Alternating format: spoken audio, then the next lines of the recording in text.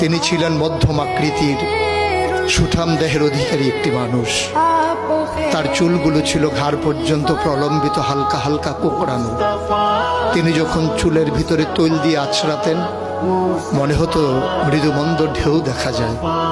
তার কপাল ছিল চওড়া, ভ্রুগুলো ছিল জোড়া ভ্রু, ধনুকের মতো বাঁকা। চোখের পাতাগুলো ছিল ফুটন্ত গোলাপের গোলাপি রঙের এক একটি পাপড়ির মতো। তিনি কখনো বা যখন চোখের পলক ফেলতেন মনে হতো মৃদুমন্দ বাতাসে গোলাপ পাপড়ি যেন দোল খাচ্ছে। তার চোখের সাদা অংশ ছিল রক্তিমাভ সাদা, কালো অংশ ছিল কৃষ্ণ কালো। তার নাকটা ছিল খাড়া, নাকের ছিদ্রগুলো ছিল ছোট ছোট। নাকের নিচে ছিল সরু চিকন গোঁফ, গোঁফের নিচেই সেই গোলাপি রঙের ঠোঁট। তার ঠোঁটগুলো যখন কখনো বা মুচকে হাসত, গোটা পৃথিবীর মানুষ অবাক বিস্ময়ে দেখত গোটা পৃথিবীতে যেন